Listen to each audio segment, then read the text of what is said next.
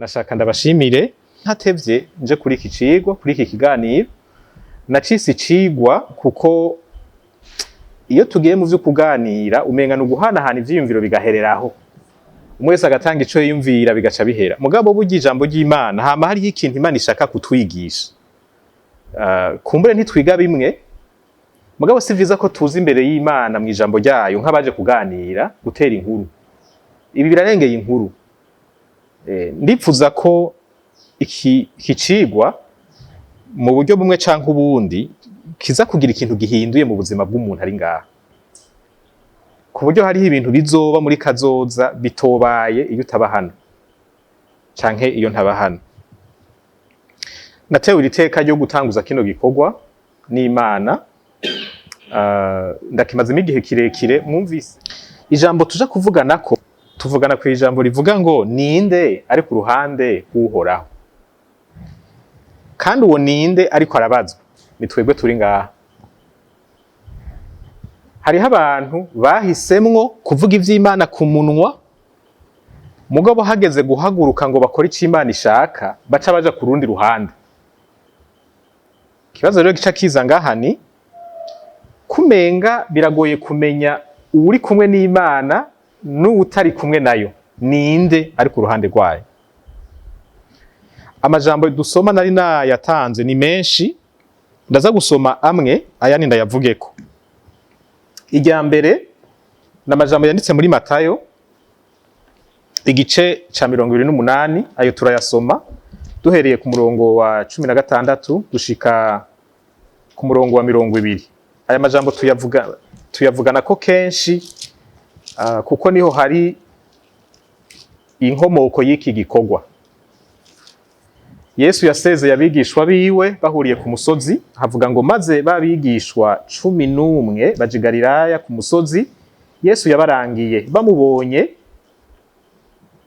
baramusenga, ariko bamwe barakekeranya. Yesu arabegera arababwira ati, jewe nahawe ububasha bwose mu ijuru no mw'isi. Nuko aha havuga ngo nuko, mu vy'ukuri havuga ngo kubera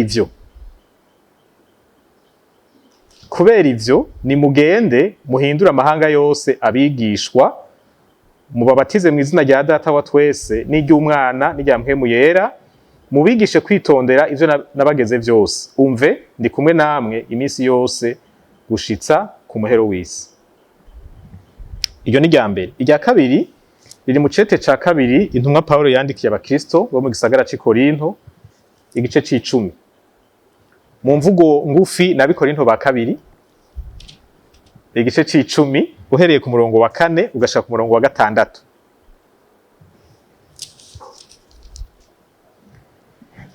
Aho hantu havuga ngo kuko ibigwanisho vy'intambara yacu atari ivyo mu buryo bw'umubiri, ariko imbere y'Imana bifise ubushobozi bwo gusenyura inzitiro zikomeye no gusambura impari n'igishizwe hejuru cose kihashiriwe kugwanya ukumenya Imana. Dufata mpiri ivyiyumvirwa mu mitima vyose ngo bigamburukire Kristo, kandi twiteguye guhana ubutumva bwose aho mwebwe muzogirira ukumvira ushitse. Ijambo rya gatatu riri mu gitabo mw'ikete Paulo yandikiye abakristo b'i Efeso, ni igice ca 6, duhera ku murongo w'10. Mu bisanzwe dushika ku murongo w'18, ariko sinza gushikayo. Amajambo ndondera ari muri rya mirongo ya mbere. Abanyefeso 6 uhereye ku murongo w'10. Ibisigaye muremesherezwe mu Mwami wacu no mu bushobozi bwiwe bwinshi. Mwambara ibigwanisho vyose vy'Imana kugira ngo mushobore guhagarara mudatsinzwe n'ubugunge bwa satani. Kuko abo tunigana atari ab'inyama n'amaraso, ariko tunigana n'abakuru, n'abafise ububasha, n'abaganza, isi y'umuzimagiza, n'impwemu mbi z'ahantu ho mw'ijuru. Aha bavuga ngo n'impwemu mbi, mu vy'ukuri kiriko kiravugwa ngaha ni n'impwemu z'inkozi z'ikibi, des esprits méchants mu gifaransa niko bavuga. C'est pas seulement les mauvais esprits. Bon, naho yamaze kuba mauvais, ibiri mauvais nyene. Mugabo iruhande y'ukuba mbi iri mesha.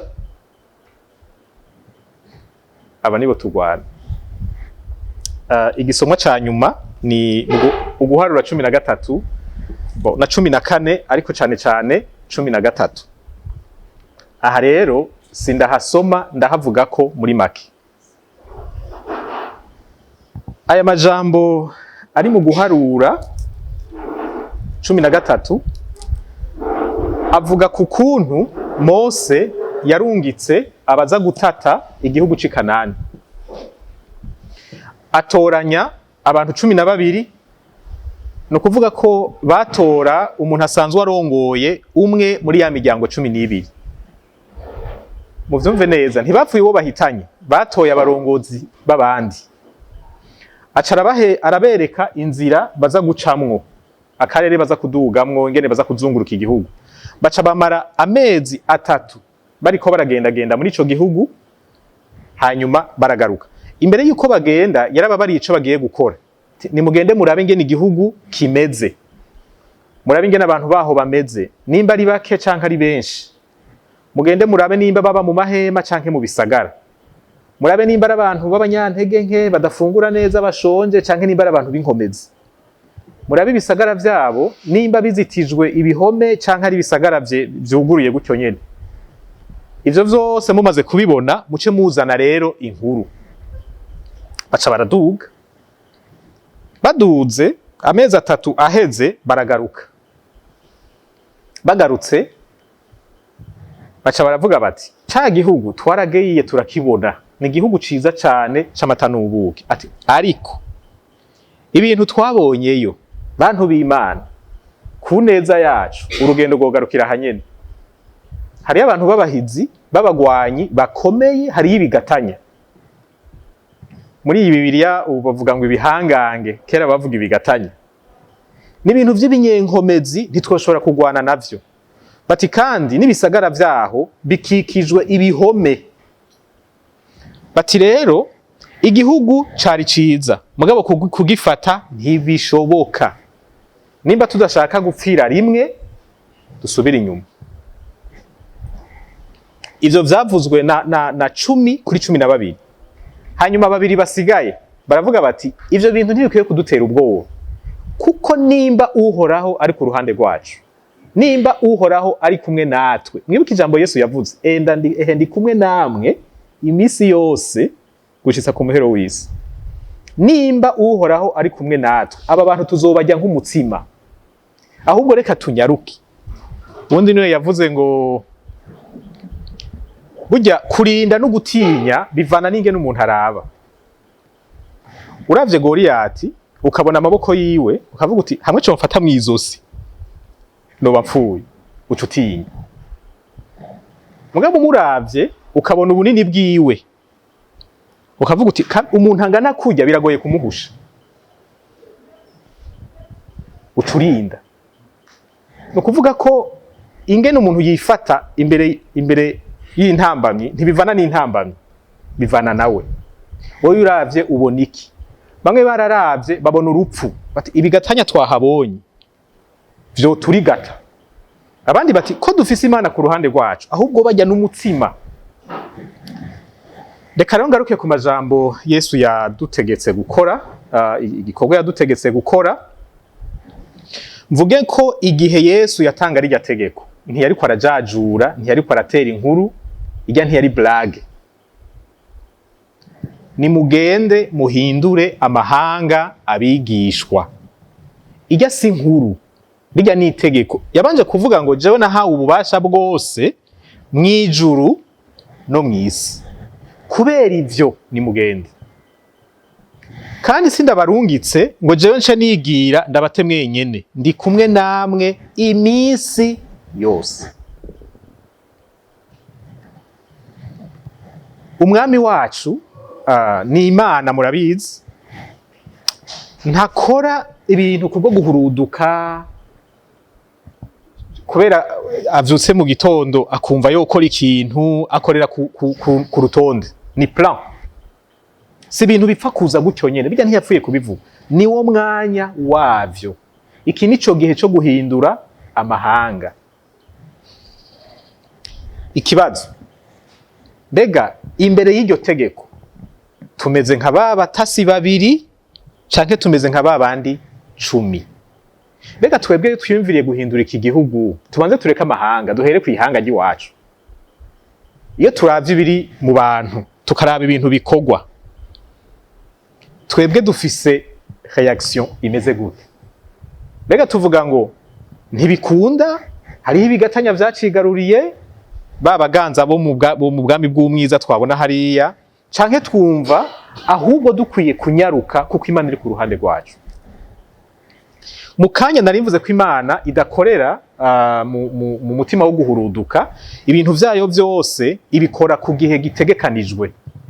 Igihe Mose yarungika barya batasi, ni Imana yabimutegetse. Ni Imana yamubariye ngo tora abarongoye aya makran ubarungike. Sibo yavyiyumviriye gutyo nyene.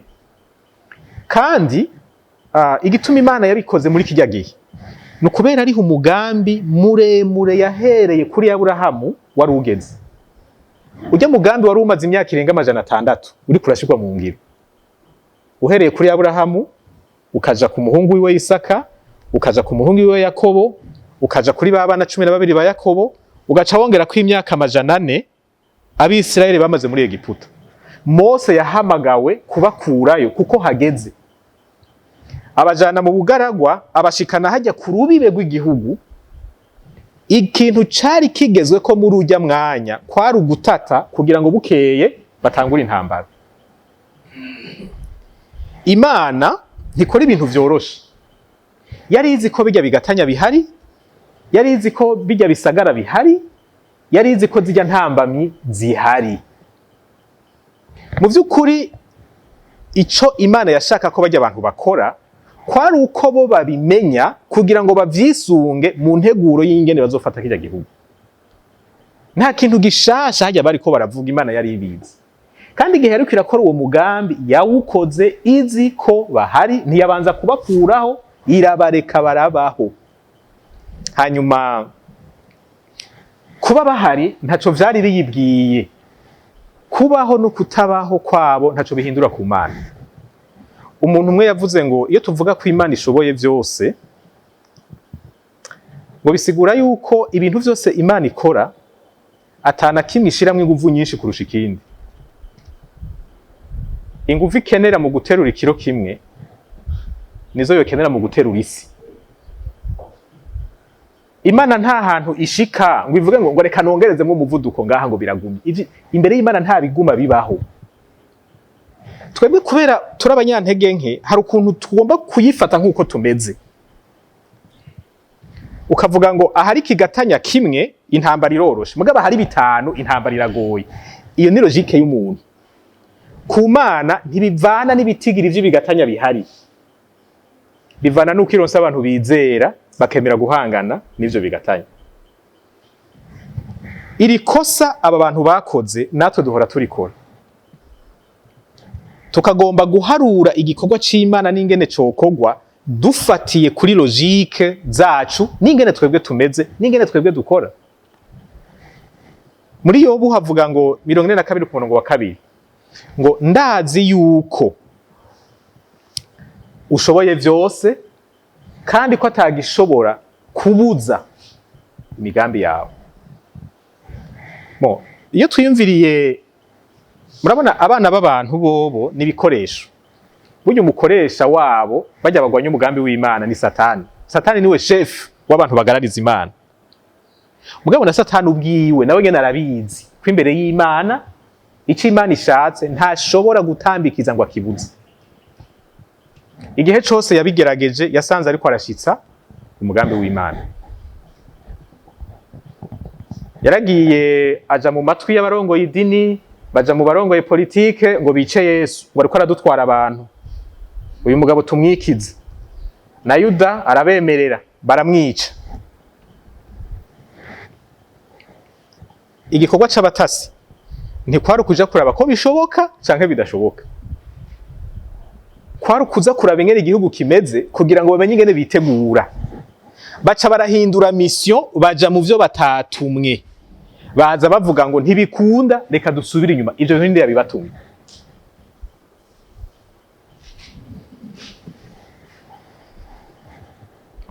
mbega hajya twebwe twatumye iki? Kuko natwe hari igihe tuvuga amajambo adahwanye n'ivyo Imana yadutumye. Aha ndahagaruka ko mu kanya. Aba batasi baragiye bararaba, babona ibintu bisa, babona ibintu bimwe, mugabo bagarutse bazana ubutumwa budasa. Bamwe bavuga ubutumwa ko bidashoboka, abandi bavuga ko bishoboka. Mbega hamwe twebwe iyo turiko turiyumvira ku gihugu c'u Burundi, ngaruke hahandi nari mu kanya canke washaka n'ayandi mahanga, twebwe tubona iki, tuvuga iki? Mbega twebwe tubona ari ibintu bishoboka guhindura iki gihugu, canke ntabajya batasi 10 bavuga bati ibigatanya biri muri ico gihugu vyo turigata? Reka ndabaha akarorero. Ni bande muri mwebwe bemera ko igiturire, la corruption, no, igiturire ni pot de vin, amanyanga ashobora kuzimangana mu Burundi canke akamanuka hasi cyane ku buryo kugira ngo muhure nayo usanga ari ikintu kigoye? Ni bande bemera ko bishoboka?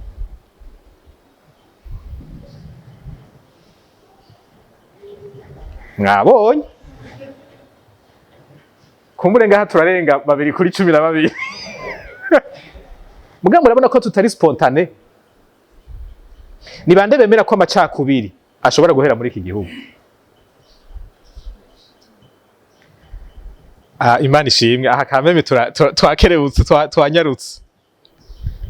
Ariko hari abantu bakubwira bati Uburundi ngo buzohinduka. Mbega murazi ubujyajya bw'abarundi, murazi umutima mubi w'abarundi, bakagutondekaniriza ibintu, bakadondora ibigatanya babonye, bakavuga bati ibintu ntibikunda, nimba ufise yuja ni wigire, iki gihugu kiri futu, ngira ngo ni Imana yarahevye.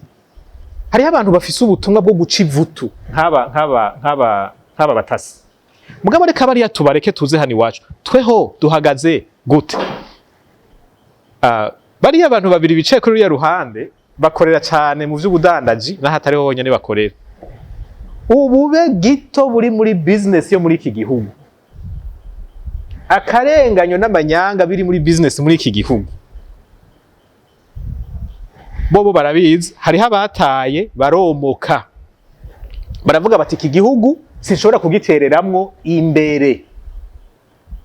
Iyo tuvuze ngo birashoboka, ntidushaka gusuzugura ubube gito n'ubukomezi bw'ibigatanya bihari, kuko ibi bintu abantu bavuze byari ivyo. Aba bantu bari realiste, ntibabeshe. Ibi bintu bari babibonye, gusa ico bibagiye Imana. Leandro, ibibazo birahari, ingorane zirahari. Rero ntitugende muri byo kwizera ko mu kirere kutarimo kumenya ukuri. Nari natanguye mvuga ngo mbega hajya twebwe twatumwe igikorwa cyitwa gute? Nukuraba ko igihugu gishobora guhinduka canke no kugihindura. Kuko hari igihe tugera ahantu natwe tugatangura kuvuga ibintu tutatumwe. Ngo ibigatanya bihari ntibikunda gufata kijya gihugu, ivyo nindi yabibatumye. Iyo ni afere y'Imana n'umugambi wayo. Mwebwe nk'abakozi bayo ico mukeneye ni kumenya bipanze gute kugira ngo mumenye nabi ingene mwitunganye. Uyu mwene data w'Imwaro yavuze ko akorera mu gisata cyo kuvura. Mbega ibigatanya n'ibihome, les forteresses bibosha igihugu muri domaine médicale bipanze gute, birihe, bikora gute? Nico gusa mukeneye kumenya. Ibisigaye Yesu yavuze ngo ndi kumwe namwe iminsi yose, kandi avuze ngo nimugende muhindure amahanga. No kuvuga ko bishoboka. Erega Yesu usumusazi, Yesu sakajuju ngo avuga ibintu bidashoboka. Ntimubabare, wewe ndazi ko atababara, arazi ko ibi ndiko ndavuga, arazi ko tutankana. Ikindi gihe yabwiye abigishwa ngo tujabuke hariya hakurya kuri uriya ruhande, hanyuma kubera yararushe aca arasinzira. Bageze mu kiyaga hagati, kubera umuyaga ubaye mwinshi baca baragira ubwoba, hanyuma baca baramuvyura batinye, bamuvyura nabi cyane, bamubaza ngo none ngo ntubaye ko turiko turapfa? Yesu yavuze ngo tugiye hehe? ijambo rya Yesu ntirishobora guhindurwa n'umuyaga. Bobo bari bamaze kwibagira niyo bagiye bamaze kwemera ko bagira bapfe. Ni byiza ko tumenya uyu muntu yadutumye iki? Yadutumye guhindura igihugu. Nimba yarabivuze no kuvuga ko bishoboka. Uvuga ko bidashoboka yihaye igikorwa atigeze ahabwa. Nyeneco we warazi ko bishoboka. Gusa ariko arahamagara abantu bemera gukora. Iyo rero abo bahamagariwe gukora baciye bihamisha yo kuvuga ko bishoboka canke bidashoboka. Aca abanza akarindira mu kabanza mugaherera mu bugaragwa. Kavuga ati aba bantu sibo. Reka ndindire urunganwe gwumvira. Gwizera. Twebwe ntituri mu gikorwa cyo kugwana nka kijya ba Yosuwa bakoze. Abo tugwana sabe inyama n'amaraso. Ariko hari ikintu cantangaje. Birya bihome bavuga vyakingira ibisagara mu bisanzwe ige yari bwari uburyo bwo gukingira ibisagara mu buryo bw'intambara. Wasanga ku gihome baca bubakirako aho abasoda baba bari. Bimwe bita forteresse mu gifaransa. Ige yari mécanisme de défense y'igisagara. Nukuvuga ko birya bihome ntivyari bihome gusa. Bijya n'ivy'intambara yaberako. Kandi abasoda bico gisagara baba bari hejuru mwaza bababona. Bigaca vyoroha rero kubarasa imyampi muri hasi. Ijya ni imvugo ya gisirikare, si imvugo ya génie civil yo kubaka ibisagara. Sinzi ko mwabonye na Paulo abafise bibiri y'igifaransa ariko aravuga ingene ibigwanisho vyacu atari vyo mu mubiri. Yavuze ko ni ibigwanisho bisambura ibihome. Bijya bihome ni forteresse nyene. Mugabe ibi forteresse bibosha abantu mu bwenge bwabo no mu vyizegwa vyabo no mu ngeso zabo. Twebwe ntitugwana n'ibi forteresse biboneka, tugwana n'ibitaboneka. Ivyo bivuyeho igihugu gica kiba umwigisho wa Kristo. Nibi hariho bimwe biri muri domaine y'imibano. Le domaine social y'abarundi irimo ibintu vyaboshe abantu bituma igihugu cononekara. Hari ikintu kivuga ngo umuntu umwansi akuhisha kwa kwanka ukamuhisha kubiza. Mukazobana mwankana mwese muzi ko mwankana mugaba atanu umwe yerekana ko yanka uwundi. Hypocrisie. Nuko tari buronko umwanya wo kwinjira mu idonido. Mugabo wofata iki kintu akaraba amagorwa cakwegeye iki gihugu. Aho abantu babanye bagahana umunyu, bagahana ibinabiriya, umunsi umwe umunyepolitike agatamwa umuriro bagasimbiranira ko bakicana. Ariko uri kurabaraba ukabona umengana abantu bakundana. Bakagira ibintu bapfa muga ntibigire babivugana. Uwundi akavuga ngo nukwimba ivu uhisha. Uri kurimba ikinogo uzohamba nk'umubanyi wawe mugabo muhuye nukumutwengera. Ibi bintu vyaratumye amaraso menshi aseseka muri iki gihugu atarakwiye guseseka. Ico gihome ni bande bo kugisambura. Okay, tugiye mu vy'ubutunzi bijya bintu muja murahura navyo burya birafise igihome kibisigura. Hari ijambo rivuga ngo nta muntu atunga ativye. Nukuvuga wewe nshoboye kumenya marché ugira uronke nkayigupapura. Biri normal kuko sinshobora gutunga atabona ntwaye ivyiwe. Kandi mu kuyigupapura nshobora no kukwibiramo n'ubuzima. Erega no kwica umuntu no kwiba ubuzima bwiwe. Ibi bintu biracaboshe imitwe y'abarundi benshi. Ugiye muri politike bagaca bakubarira ngo politike ngo numwuga. Jera niho nama nibaza natwebwe nyene ingere ibintu vyacu bicurana. None ni gute twemera ko politike ari umwuga wo kubesha? Mugabo tugaca twemera ivyo abanyepolitike batubariye ngo bazobikora. Kandi batabikoze tugashavura. None wewe wamaze kumwemerera kubesha. Ni gute ugaruka ukamurondera mukuri? Ahandi ukabona igihe cyose habaye amatora nta numwe hama hari abatemera ivyavuyemo. Murazi iyo umuntu abesha yamaze ko nabandi bose babesha. hajya naho ivyavuyemwo vyoba ari bijya nyene, hazokwama hariho umuntu atemera ko ari byo. Ko twaramaze kwemera ko ari umugabo wo kubesha, none nemera ko ari ukubesha, no kwemera gute ivyo uvuze? Iki coco rero ni kigatanya, ni gihome kibi cama caduteye instabilité, kigahungabanya igihugu, abazana imitahe bakagihunga, abadufasha bakikumira, abantu bakagogwa. Kubera iki? Twebwe rero aho bitugorera dusha turaba abantu, dusha turaba ubwoko, dusha turaba umugambwe. Ingorane Uburundi bufise, ndabasubirire mu si umugambwe, si ubwoko, si abatwara.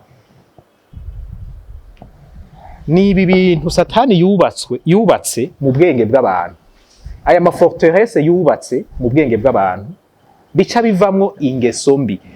Ivyo bintu bidasambutse, igihugu ntikizohinduka. Nyanda babarira irindi jambo, burya abasuma bose barasa. Abasuma bose barasa. Yaba uwo mu muryango w'iwanyu, yaba umugenzi wawe, yaba uwutazi, abasuma ni bamwe. Umusuma musengera mu rusengero agutwaye telefone ntireka kugenda ngo nuko musengera hamwe. Uwo musangiye ubwoko asahuye igihugu ntimureka kugira ingorane ngo nuko musangiye ubwoko. Nico gituma twebwe dukwiye kurengera abantu tukabona ingorane y'ukuri ahiri, tugahangana n'iyo ngorane. Ucundabira ari ingene natwe twafashwe n'ivyo nyene, natwe ari byo turimo. Wewe uzoshayura imodoka yashaye gute nawe uhagaze muri ivyo bishanga nyene? Ahubwo urinze ubikora utamwa amazuru, igize irigira imbere ugwamwo. Ushayura imodoka yashaye ahagarara ku isi yumye. Ubanza gukira ivyo biforteresse bibosha abandi kugira ngo ufashe abandi kubikira. Nico gituma nama mvuga iyo muri zirya nyigisho, ndabasavye ibi bintu bishire mu ngiro, mukagwiza ubumenyi gusa ntaco muzomarira iki gihugu. Ego nivyo nta muntu ashobora kubishobora vyose ibihe vyose, ariko umuntu yamagerageza gushira mu ngiro. Uko duhinduka, uko tubohoka muri aya maforteresse, niko natwe dushobora gufasha abandi.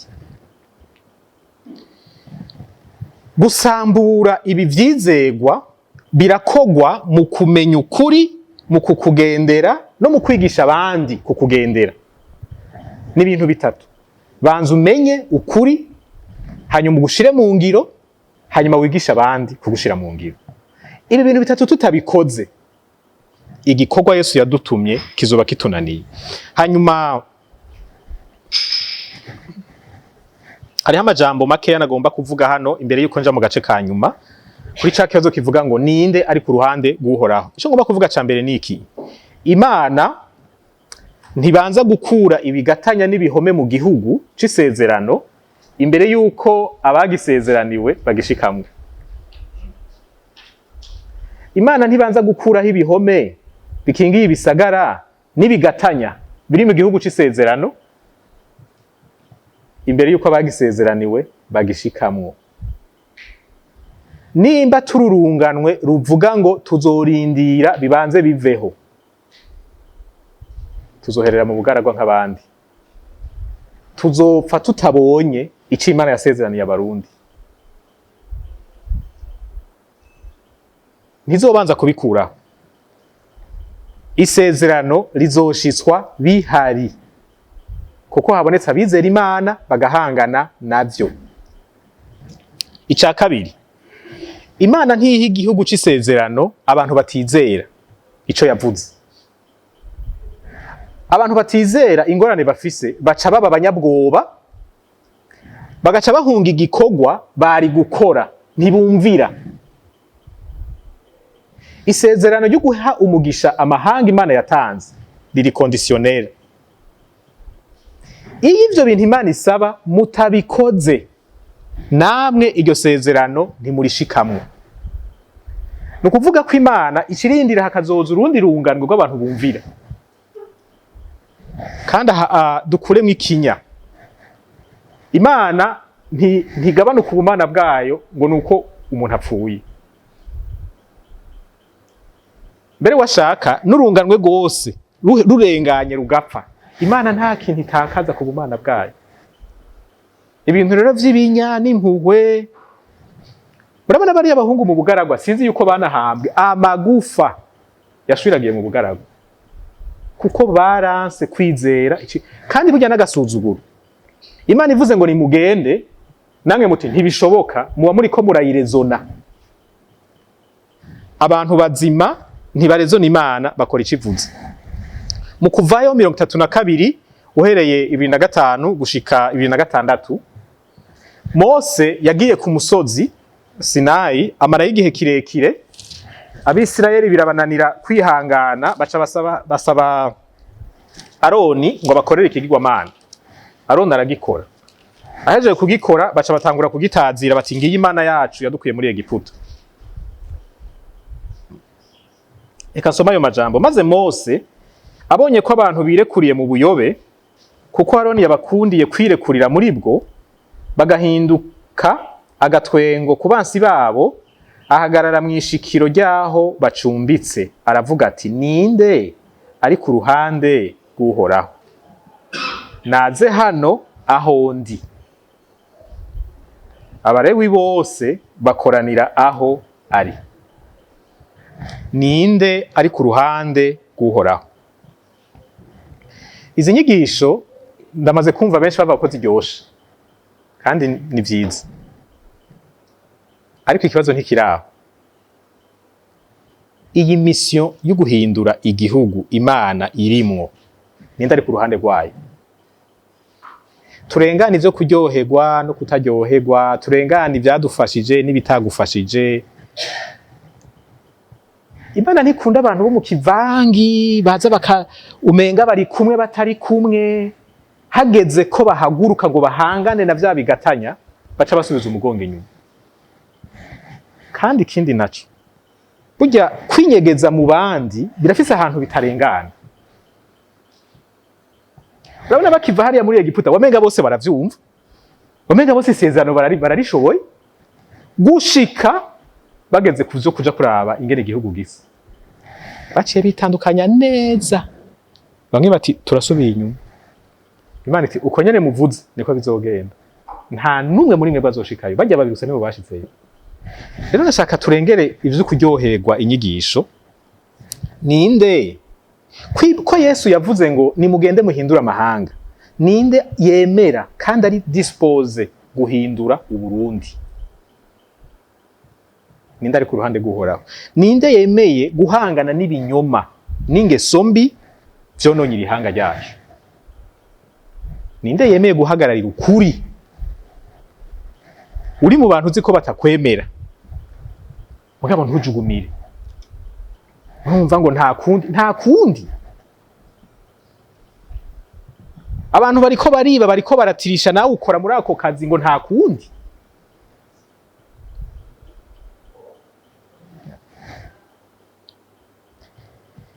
Ni iki kibazo, urimwo canke nturimwo? Ko hageze ko ukuri Imana yahishuye tukumenya, tukakugendera, tukakwigisha, tukagutukirwa, tukakuzira. Uri mubemeye kuba muri ivyo canke uri muri bandi bavuga bati bane vyo guhindura igihugu rero jewe ntimundondere, ntibishoboka, ibigatanya biraha nuko mwebwe mutabizi. Kandi washaka umwe wese aremerewe guhitamwo ahaja, gusa aho uhisemwo hajana n'inkurikizi.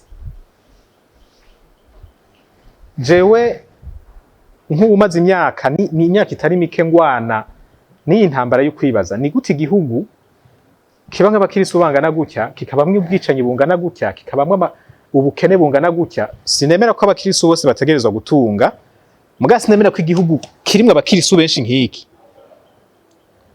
Reka murazi kugira mube uwanyuma mu bukene ico bisaba. Ngeza ko kuba uwanyuma ari ikintu coroshe. Hari umuntu yabaye uwanyuma muri mwebwe mw'ishuri?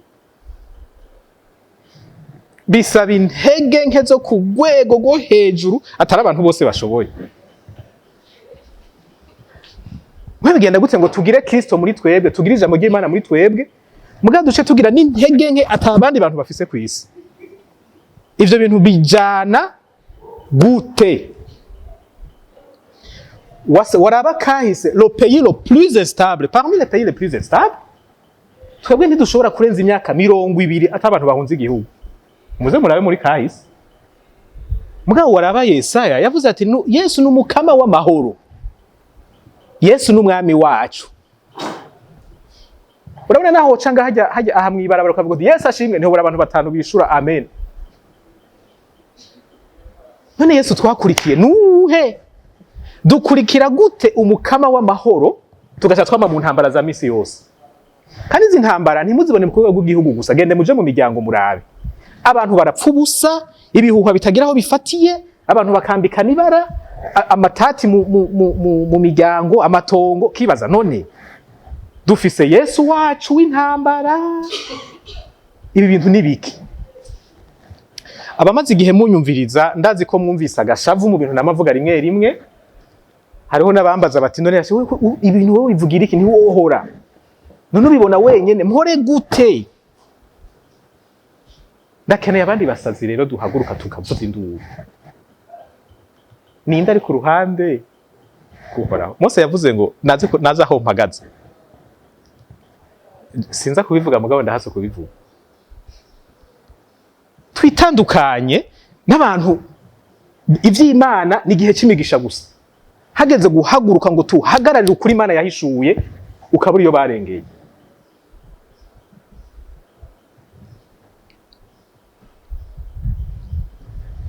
umuntu aratoye ibintu vyatakaye ngo Imana irampaye bantu bimara iyo ni Imana nyabaki kuva ryari Imana yakubwiye ko izoguhezagira ibanje kwiba uwundi muntu